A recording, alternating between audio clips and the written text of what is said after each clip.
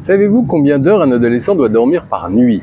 Eh bien, 7 à 10 heures par nuit. Et ça n'est pas gagné.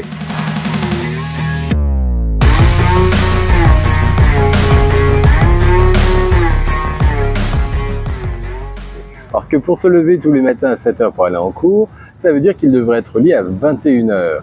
Et 21 heures, c'est plutôt l'heure à laquelle vous couchez les plus petits et pas vos adolescents.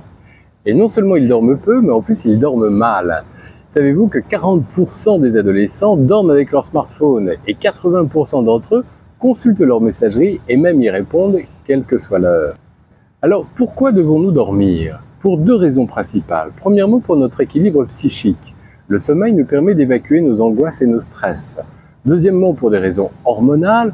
Pendant notre sommeil, nous fabriquons des hormones très importantes qui s'appellent les glucominéralocorticoïdes et qui permettent d'agir en particulier sur la croissance et sur le métabolisme de certains éléments, dont les sucres rapides.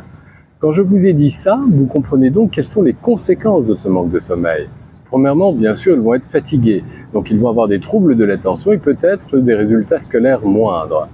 Ensuite, ils peuvent avoir des retards de croissance, c'est-à-dire qu'ils ne feront pas à l'âge adulte la taille qu'ils devaient faire génétiquement, ils seront un peu plus petits.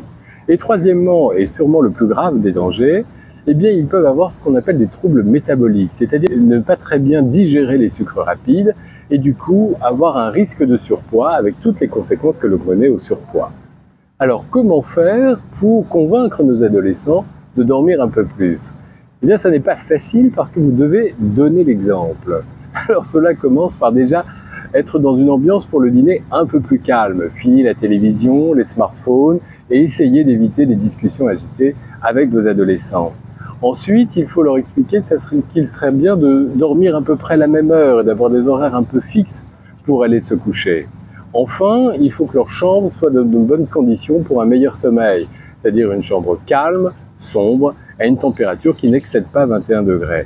Et idéalement, pour avoir un bon sommeil, il faut avoir une activité physique régulière. Voilà les 4 points dont vous devez essayer de discuter à vos adolescents pour qu'ils aient un meilleur sommeil et peut-être de meilleurs résultats scolaires. C'était Dr Xav en direct de Dubaï. Never had a lot of shit come easy. Had to work hard, struggle just to be me. Had to rise up just so